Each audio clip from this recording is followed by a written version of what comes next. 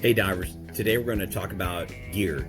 What are we going to buy used? Are we going to buy new? I don't know. Let's find out. Stand by. What's your adventure?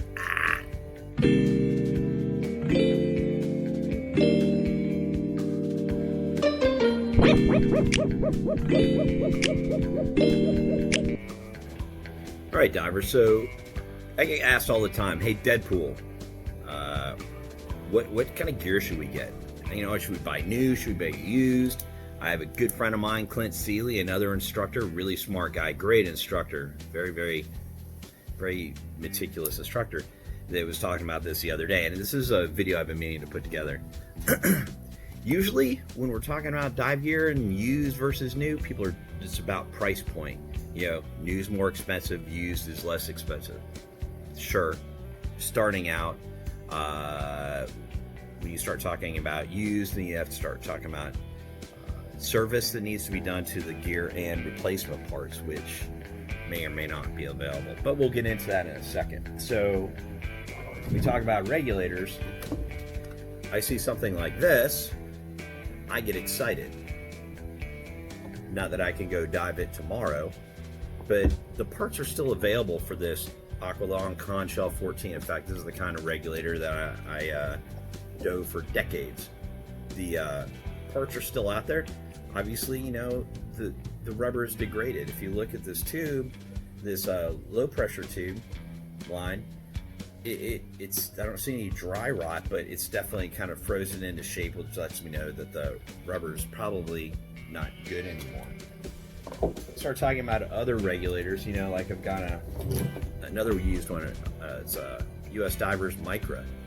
I'm like, yeah, this was the hottest thing back in the day, but do I want to put money into trying servicing this when I can get something that's probably a little bit better with technology?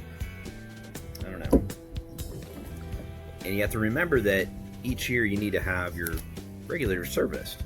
And if you're using it heavily, unless you have different brands, I know Atomic is, you only have to have it serviced every 2 years. But high pressure seats need to be replaced, all the seals need to be replaced, and it's a little time intensive. You got to have the parts. You know, we had I have some folks that bring stuff to me, and I'm like, they just don't make that stuff anymore. Like I've got a BCD right here. I had some students bring to me.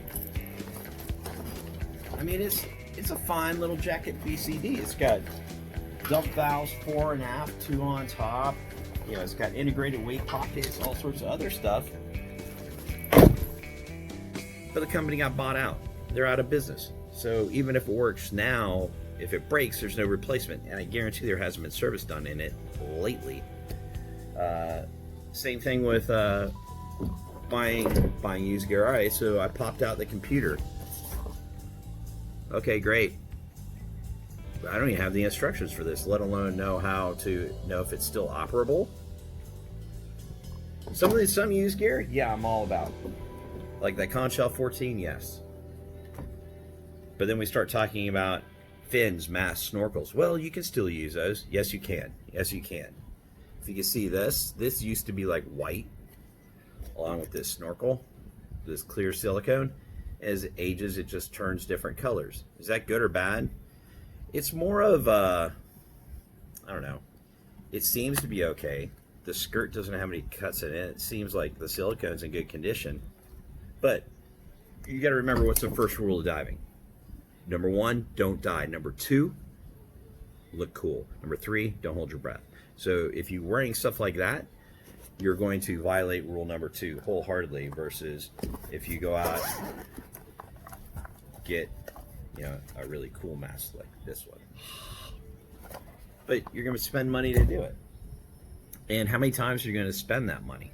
If you go out and buy this used gear, I've seen people charge a lot for used gear, which is, they think they're doing the right thing. People giving them money, they think they're getting a good deal. But if you can't get service for it, you can't get parts for it. Like, it's coming off of my hands. You can't get parts for this stuff. So now you're going to have to go out and buy new stuff to replace the old stuff you bought. Now you're just having more stuff in your house. Not really like stuff. Well, except for the stuff I collect, that's different. Remember, this is life support gear. You don't want to skimp and save and try and save a few pennies just to do you think you're getting a deal? This has got to support you subsurface. This has got to bring you back up to the surface. So I hope this helps. All right. If you have any questions, always talk to a dive professional. They should be able to point you in the right direction. All right. What's your adventure?